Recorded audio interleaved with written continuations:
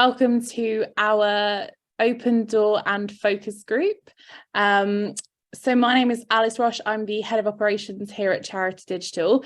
The open door session is a new concept where we are going to have a weekly Zoom session where people can have face-to-face time with us and ask any questions about the services we provide and the products. So I thought it would be good to start with a bit of context about our mission for those that don't know. So we'll do introductions first and then we'll get on to our mission. So as I said, my name's Alice Roche and I'm the head of operations. James, do you want to go? Yeah, afternoon both. So I'm James, I'm the e-commerce manager here at Charity Digital. So I manage anything to do with our product. So that may be adding new products to the site, which would be offerings for your charity, or just connecting you with the relevant offers to your charity through emails. That's me. My name is Joel. Oh, sorry. Beat you to it, sorry. My name's Joel. I'm the programs manager here at Charity Digital. Along with a range of services, I currently provide consultations as well. So if after this session you wanted a deep dive into what your needs are, I'm certainly happy to help you out with that. And I'll certainly be answering any questions today as well. Over to Liz. Okay, hello everyone. I'm Liz.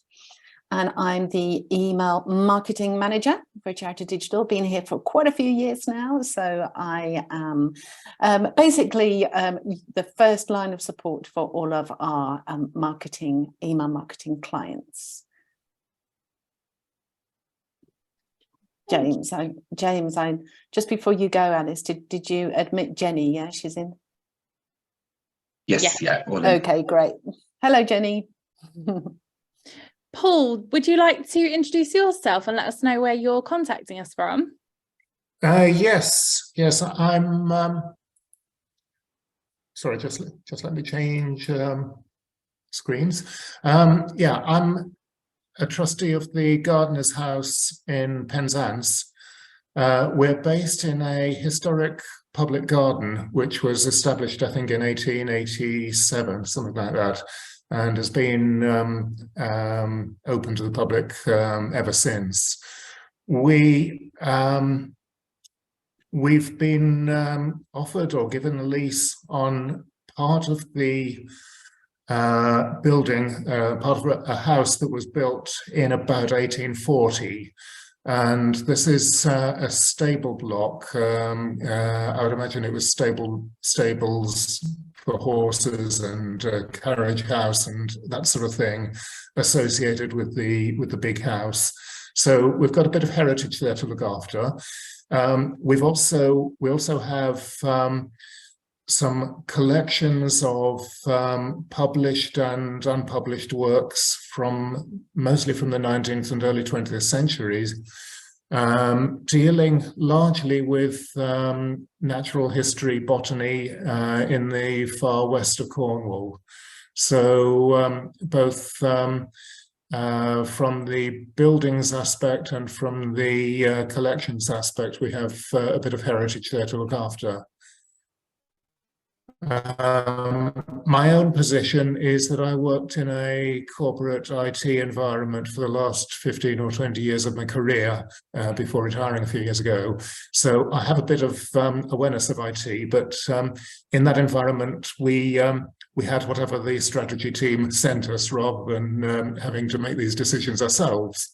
So I'm now just looking to see what we need to do in terms of information systems.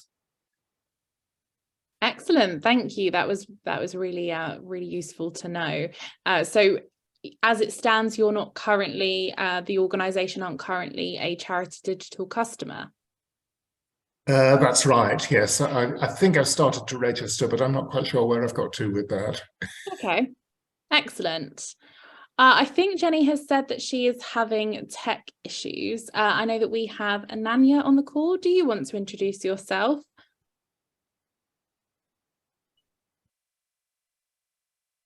I think you're muted. Sorry, sometimes my mic doesn't work either, so I have to mute it on and off. Hi, I'm Ananya. I'm the digital manager at Edinburgh Printmakers.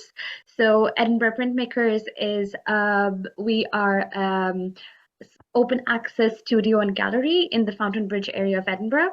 And so my role as the digital manager, so I'm a part of the marketing and comms team, but I sort of, I'm trying to understand the systems that we use. We're really trying to get back on our feet after the pandemic, because we were closed to the public for almost about 2 years, but we were founded in 1967, and we're one of the the largest open access studios in Europe. So we're really trying to drive our community engagement and our education program to the public once more. And my role as digital manager was introduced about 6 months ago. So I've been working with them for about 6 months. So it's not just me, but even Edinburgh Printmakers is very new to the role of the digital manager. So I work very closely with the head of marketing and with the sales team as well. So what we are trying to do is our data is essentially all over the place right now, because we use various systems for the services that we offer, because we have a cafe, we have events, we have a membership system. So we're just trying to find our legs in the terms of just setting up a more centralized CRM and how to sort of collect data from our audiences better. So that's where we're at right now. Excellent. Yeah, that's really interesting. Well, even with digital in our company name, we're always trying to find ways to accelerate our digital strategy. And embarrassingly, we are also a bit behind in some areas as well. and that's the way of the charity sector, isn't it? So absolutely. Well, great to meet you, Ananya. Thank you so much for joining. Thank you. So nice to have people's faces and cameras. Jenny, I know you've been having some tech issues. Do you want to try talking, and we'll try and see if we can hear you? Hi, yes, sorry, I am here. If I have my camera on, it seems to slow things down a bit, so I've just switched it off. So I'm Jenny, I work for Survivor UK. We're a small charity working to eradicate honour-based abuse and harmful practices. I'm the PA and administrator, and the CEO has just asked me to attend, kind of see what we need to be doing. We are only a small charity, so we don't have our own in-house IT. So I kind of do some of the basics and with a bit of external support. So yeah, we just want to kind of know what we need to be keeping up with. Excellent. Thank you so much. Yes, many of our charities are small charities. We don't have in-house tech teams, so totally understand where you're coming from. And I think we have AK. We're just doing some introductions. AK, would you like to introduce yourself? You don't have to.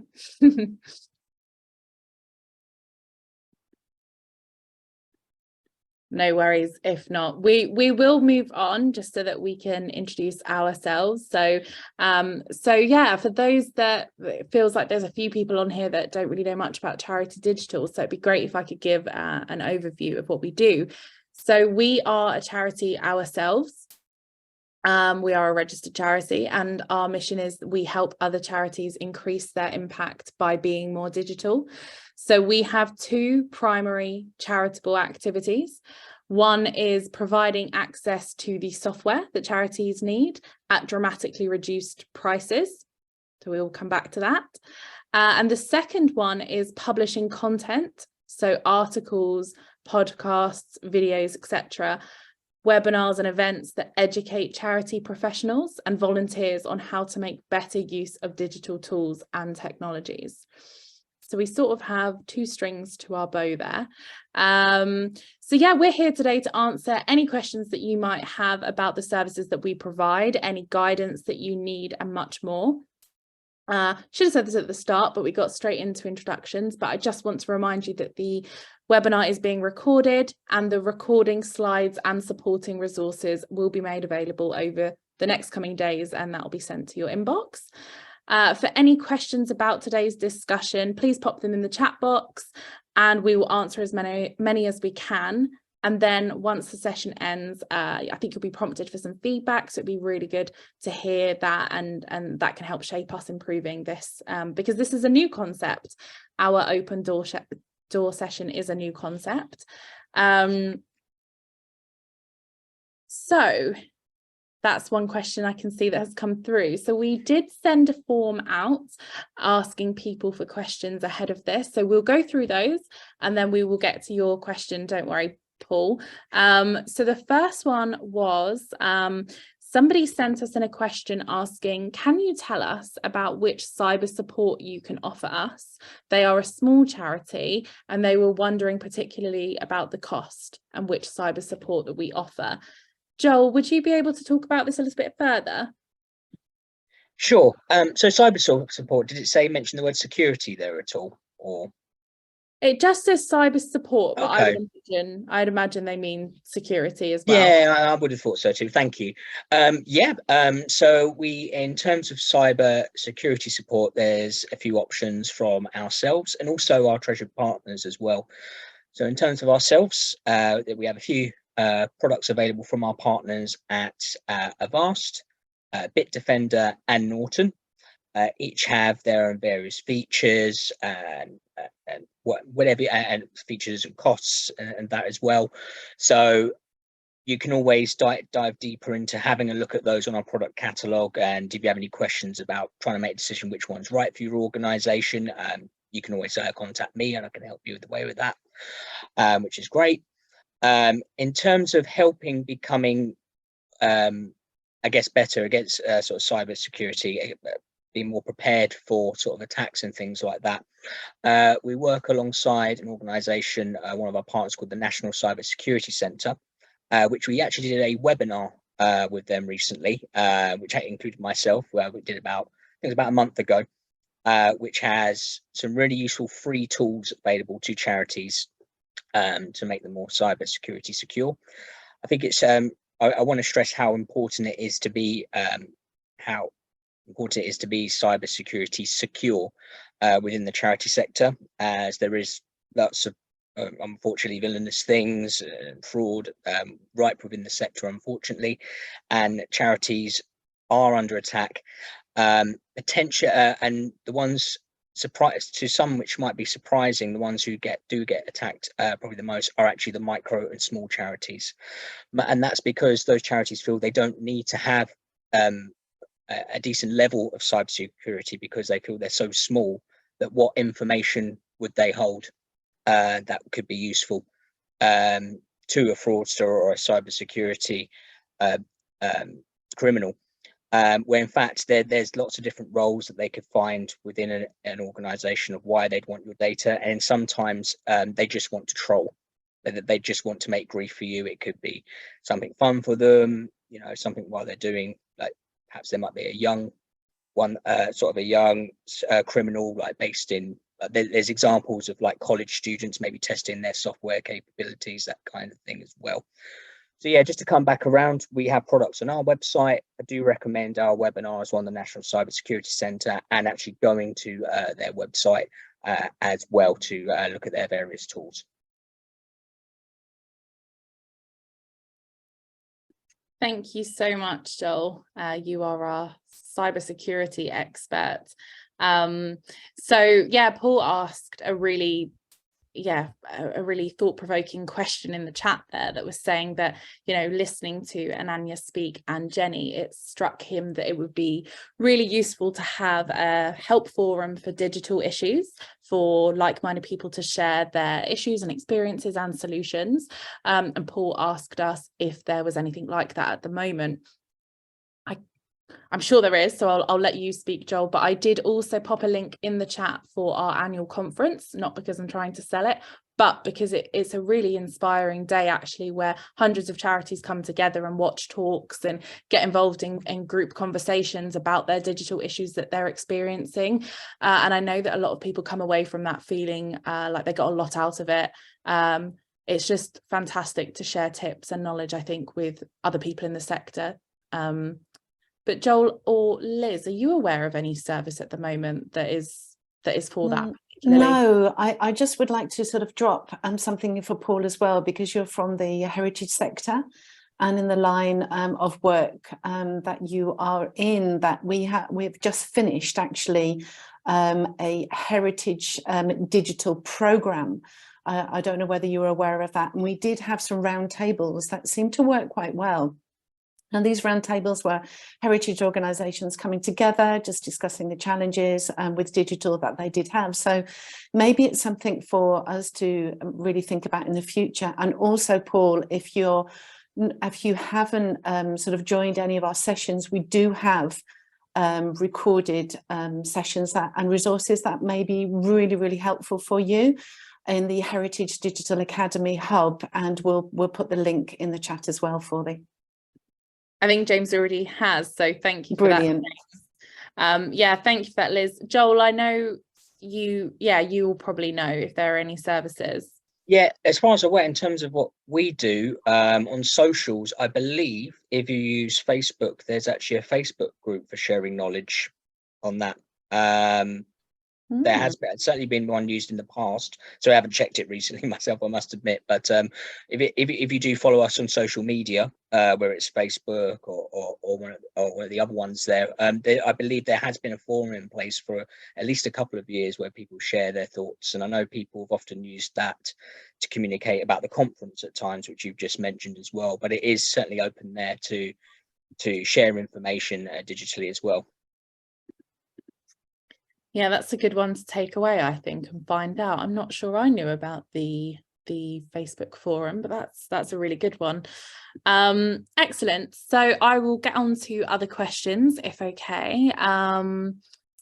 So we are applying for a Google ad grant and have signed up for Charity Digital. When will I get my validation token? Yes, so the validation token required for Google for nonprofits, you can generate it from your organization's account within 24 hours after you've received confirmation that your registration with Charity Digital Exchange is complete.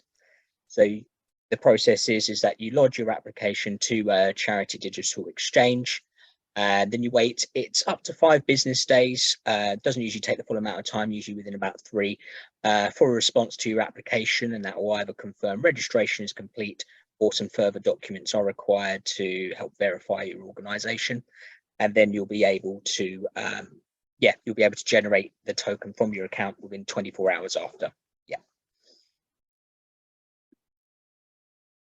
Excellent, thank you. That's certainly a popular one, the Google ad grant. So yes, as James just said, just feel free to pop any additional questions in the chat and we'll make sure that they are answered. We want to make sure this is a good use of your time. So let's look at another one. How many users can you have in your account and can you restrict the permissions?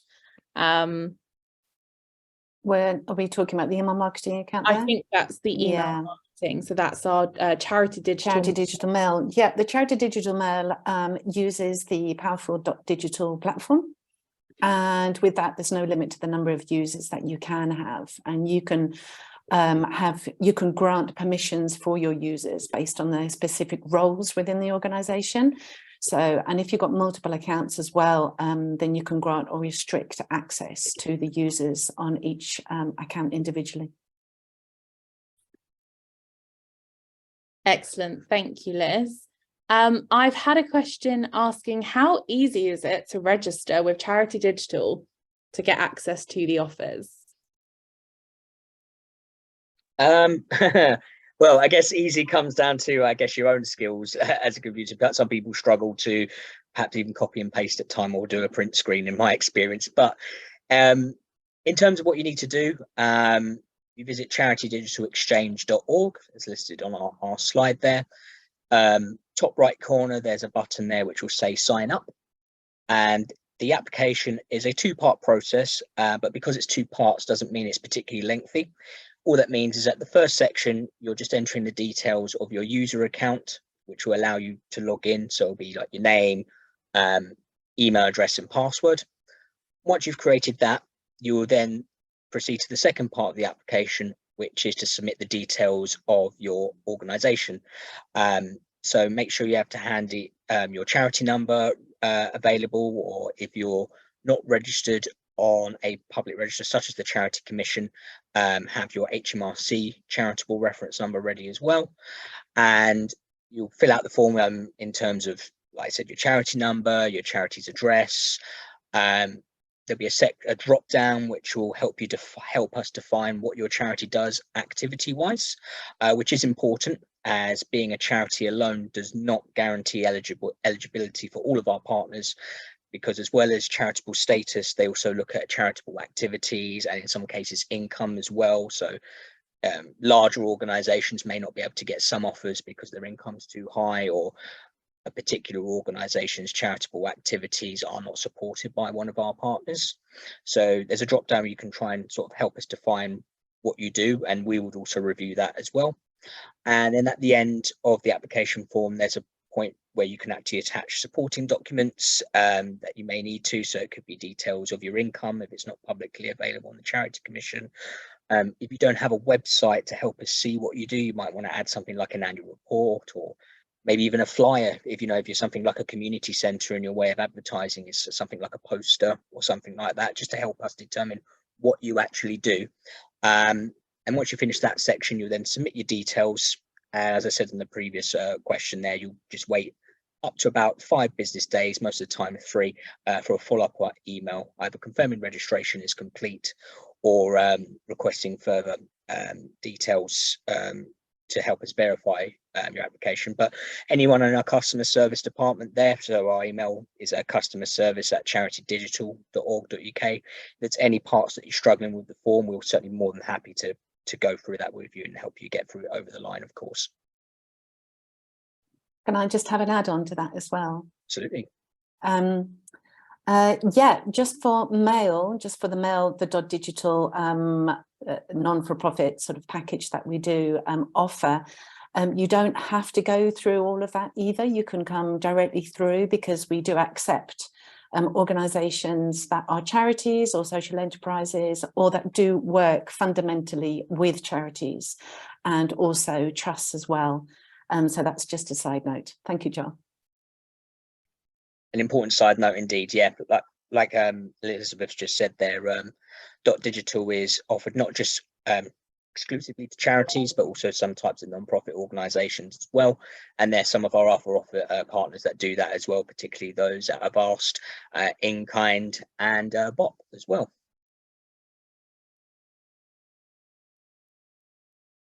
Excellent. So talking about emails, Liz, we've had a question to ask: what is the best time of day to send emails? Question everyone wants to know. Yeah, everyone sort of asks about day and time. I don't think there's an exact science for it nowadays. Email marketing has changed because we have basically, we open up our emails on our smart devices or on our desktop. So it does really depend on your audience as well. Are you targeting an audience that just do sort of a 9 to 5, or have you got different ages in those audiences, because they will open up emails at different times of the day as well.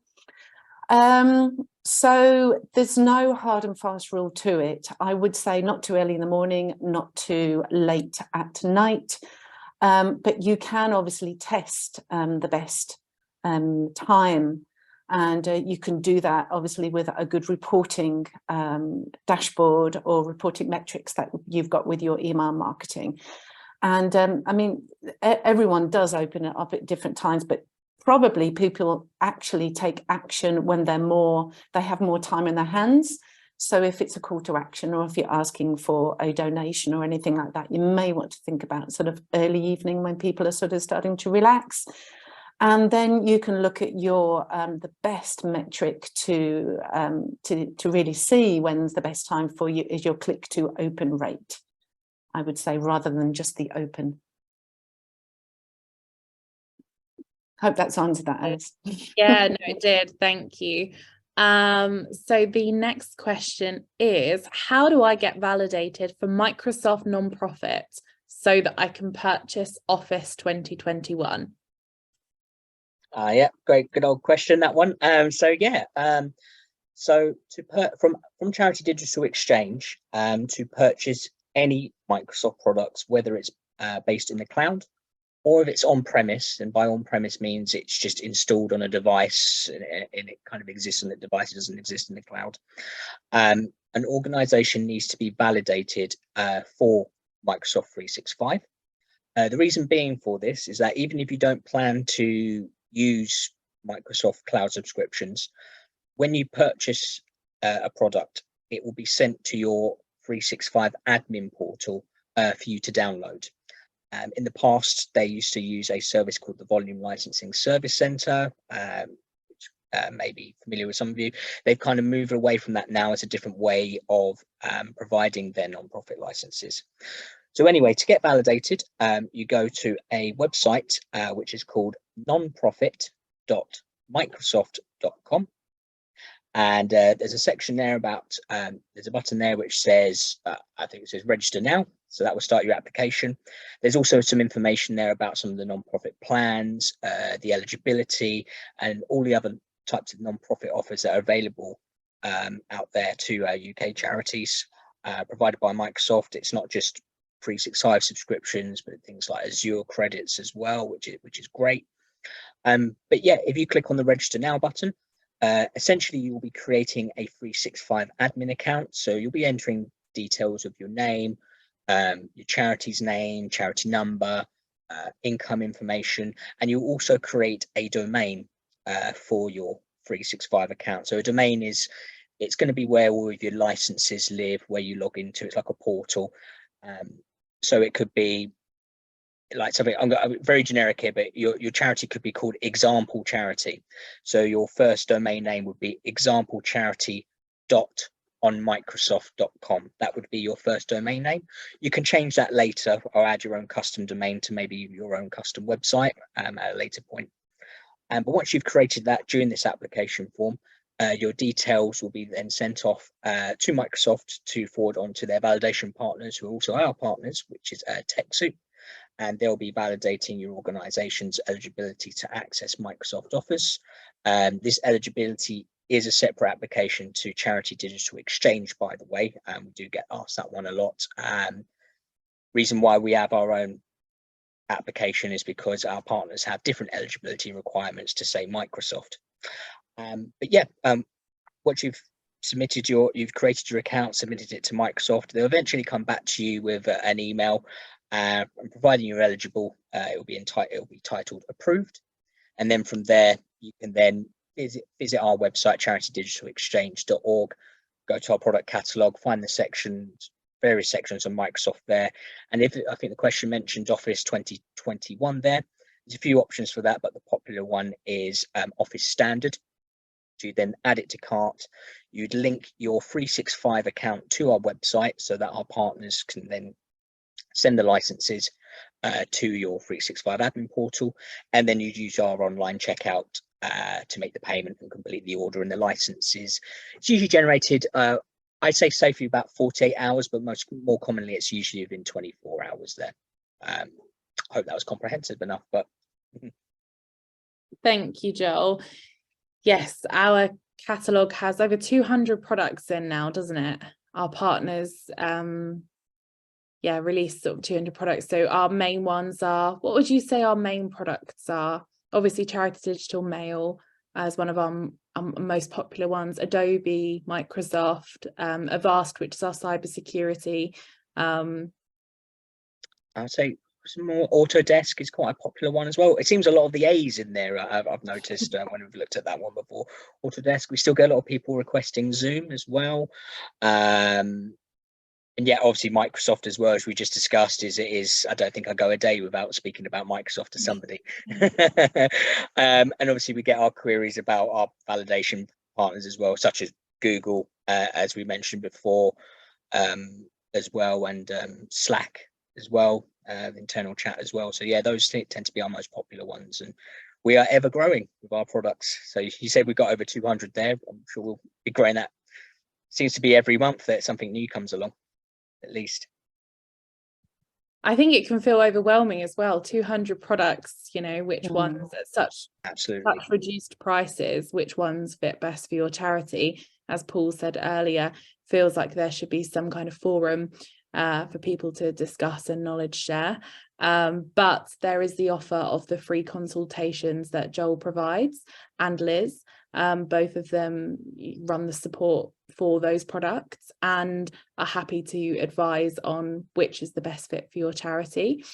Have we got any other questions in the chat?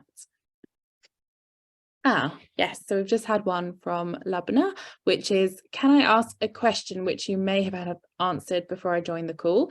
We are currently looking at an alternative CRM to the Lamplight database that we use. I'm assuming the question is which CRMs we offer, but I will, yeah, here we go. Is there anything that you can recommend that isn't too expensive or difficult to use? It's a good question. I saw your intro earlier as well. I love Kingston upon Thames, so I had a lot of good memories from my childhood there. We get asked a lot about CRMs, and it's a little bit of a minefield. I've actually been looking at some CRMs today myself, just out of interest. It's an ever-growing world, and it really depends on what your needs are. As it can differ from charity. Are you collecting donations?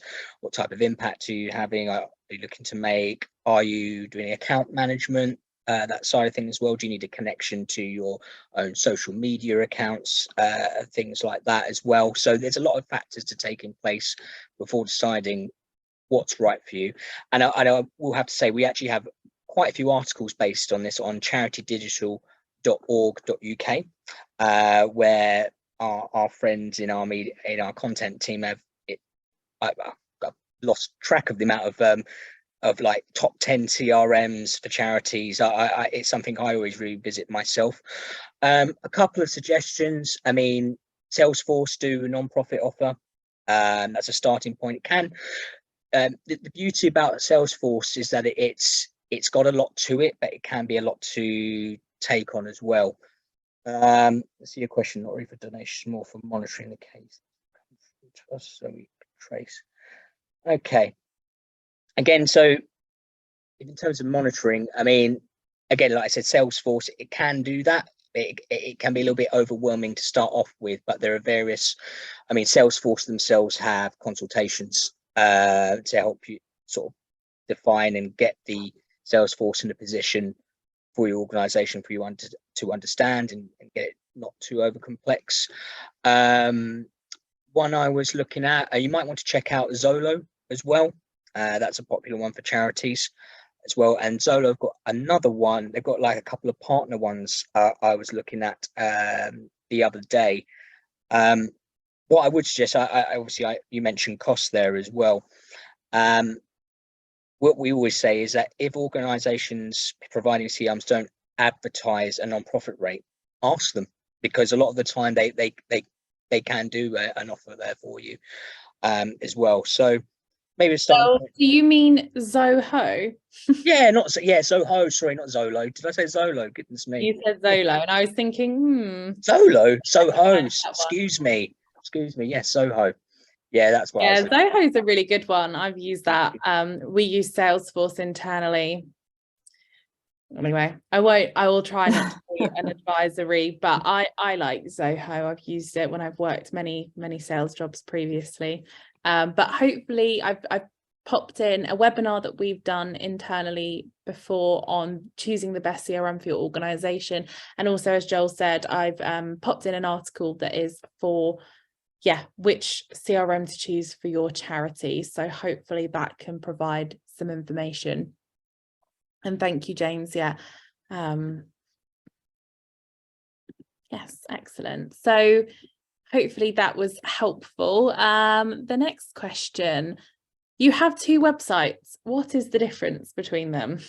So I'm happy to answer this one. So yes, the website that I've just popped on there is charitydigital.org, and then we have charitydigitalexchange.org. So if you think of Exchange as our transactional site where you can purchase all of the products and explore the catalogue, and the front-facing educational content is on charitydigital.org, we are desperately trying to get those two websites to talk to one another, and it just be one login, and it be integrated. Saw you laugh there, Paul. It is, yeah, it's a big challenge. God knows why there was ever two websites in the first place, but so just to jump in, so there's charitydigital.org.uk, but charitydigitalexchange.org. So yeah, that's slight difference there. You'll find us easily enough when you Google as well, but we will provide our email address at the end as well, so that if you do have questions specifically on products or on content, webinars, etc., we will point you to the right person. But yes, one is content and webinars and how we educate the charity sector, and then the other one is our other charitable mission, which is providing those dramatically reduced prices for the software. Yes, I should say that I was laughing there because it all sounds so familiar. Having worked for a large and complex organisation, we had so many challenges in trying to make the various bits talk to each other. Yes, yeah, absolutely. Yeah, I previously have worked in NHS software trying to get systems to talk to each other. So word of the year was interoperability. So yeah. There was such a lack of interoperability of all the systems talking to one another. So yeah, this is a huge project of trying to get those two websites integrated, and one that many can relate to, absolutely. Joel, how many Adobe Acrobat licenses are charities eligible for? Yep, so for Adobe Acrobat, specifically the desktop one, it's now unlimited, which is great. So a lot of organizations really like the Adobe Acrobat desktop version, so unlimited versions of that. Also, you can get unlimited access to discounted rates for Adobe DC Acrobat plan. So that's the cloud version if you need that flexibility. Most of the Adobe products that we do provide, apart from Adobe Express, which I really recommend, by the way, they all have you can purchase. They don't have a limit to how many you can purchase. So that's Adobe Acrobat, Acrobat DC, Creative Cloud, and Photoshop and Premiere Elements. You can request unlimited licenses or access to discounted rates for those. And just to briefly touch on Adobe Express as well, you can get 10 users of that for free, which is great. Adobe Express is quite funny. The way we describe it so far we have is, if you know Canva, it's Adobe's version of Canva. But just to put something on top of that is it includes social media scheduling, which is something I've discussed recently with a few people as well. So that's another feature if you're looking for that as well. But really recommend Adobe Express just because it doesn't cost anything to you. All you have to do is just make sure you renew it before renewal each year to ensure that the cost is for free for that. So it can be really, really a game-changing piece of software. Thank you, Joel. Yes, that is the way we're describing it. Canva, Adobe's version. Excellent. I think we're getting to the end of our questions. So there is one for you, Liz. So what is the best way to grow my email list? Yeah, everybody wants to grow their email list, and also retention is so important, and engagement as well. There's quite a few things you can do. You could set up referral programs. You've definitely got to use your social media, and that's a biggie. You could have a Facebook sign up form that feeds through to your newsletters, your Instagram posts, other social media means. Obviously, the most obvious would be a sign up on your website, and you've got to make it easy and simple for people to sign up, and maybe have multiple sign-ups as well on different pages.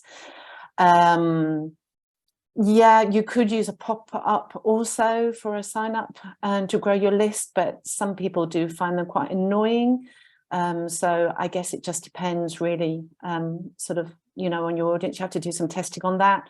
You could have a preference center as well when people want to unsubscribe, so they could have a choice of maybe unsubscribing from everything, or they could unsubscribe from just one communication, and then they might opt into others as well. So that's a way of growing it. Also have a sign up available at face-to-face events, and also include sharing sort of icon links in your newsletters, so your email recipients can sort of share them on their social networks with just a press of a button. That's pretty much, there's a few more, but I'll leave it as that. Thank you. So we have covered a lot, and there's been a lot of information thrown your way. I know, Jenny, you said your CEO asked you to attend, and there's no kind of in-house IT at the moment. Was there anything specific that they wanted you to find out about? Anything that we provide, or?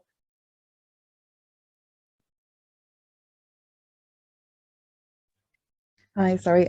My question was the first one that you answered about the cybersecurity and the cost. So I'll go away and have a look at the comments that you made. Excellent.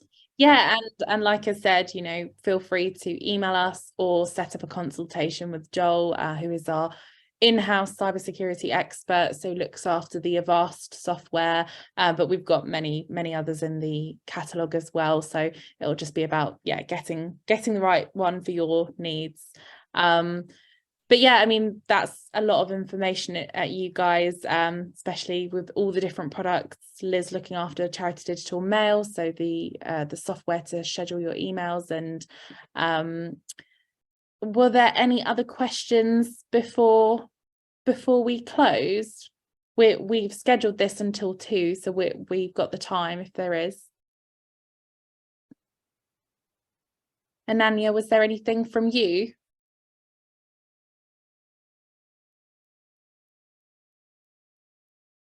Yeah, no, thank you. Actually, it was helpful to have the link to the CRM session.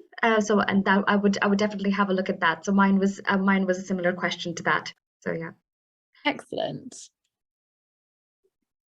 And Paul, have you got more of an idea of who we are, what we do? Yes, I think that's been very useful. A good introduction, or continuing to introduce me to your services. Excellent. And yeah, we'd be more than happy to find out where you are in the registration process, Paul, and kind of expedite that for you and take a look into it. I think Lubna, you have your hand up. So yes, can you hear me? Yes, yep. Hi. So yes, I just wanted to know, could you possibly, I'm really embarrassed about coming in late to the meeting. I just couldn't avoid it earlier. No worries. What were the things that you covered about email scheduling? Was it just the time of day that you spoke about, or was there something else? Are there any particular tools? No, we just really mentioned the time of day. Okay. The tools that you would need would be obviously if you're mass mailing, to look for a very good email marketing platform that has a good sender reputation. Right. So okay. We have a recent webinar on this. So I think because you missed the beginning, which is absolutely fine, these are drop-ins. Liz looks after our email marketing system, which is Charity Digital Mail, in connection with the .digital platform. So if you've heard of MailChimp, yes, it's a competitor of MailChimp. So we have a webinar on that recently, but also Liz would be more than happy, I'm speaking on behalf of you, Liz, but Liz would be more absolutely to set up some time to talk to you whenever's convenient for you, half an hour to go through it. They've got some really good reduced prices on those for charities. We're actually doing at the moment, today's the last day, we're actually offering 8,000 free emails with a Black Friday offer. Oh yes. So if you wanted to bite the bullet and to do that today, just send us an email and we can get you set up with a live account, and then you can just send out and just test. I can be here to offer any support or to maybe have a look at a template design, whatever. And you've got sort of 3 months to use those up, which is quite a good deal, I would say. Yes. I note that you're recording this session. Is that going to be available later at some point? Yeah. Yes, Okay. yeah, we will send all resources. Sometimes there's so much coming on that you just Yeah. can't take notes, and so it'd be great to be able to see that again. Yeah, of course. No, we absolutely will. And we'll provide, if you go to the next slide, Liz, I think it will have email addresses on. There we So go. yeah, so if you want to contact Liz about the marketing mail system, that's the charity mail support at charitydigital.org.uk. And customer service is obviously the one above, and that's for all things Adobe, Microsoft, all of the rest of it. So Paul, if you have questions about where you're at in the registration process, or Jenny, if you've got any questions on cybersecurity, then that's the email address to contact. Lovely. And just to jump in about the follow-up, so all of the questions that have been asked, we will do a write-up, we'll turn it into an article and send that round afterwards. And then the recording, it takes a little while because we need to add subtitles before we get it onto YouTube, just for to make it accessible for everybody. But within the next week, the recording will be on YouTube, and I will also send that round to all attendees. So you'll have that soon. Thank you. Yes, excellent. So I think we will leave it there. But thank you so much for joining. This is our first ever drop-in session. We just want to provide some regular support so that people can come on and talk to us, and we can talk about how we can improve your digital strategy, what we can do to educate you further. And thank you. I'm so pleased that people found it helpful. Thank you so much for all being so friendly and putting your cameras on and talking to us.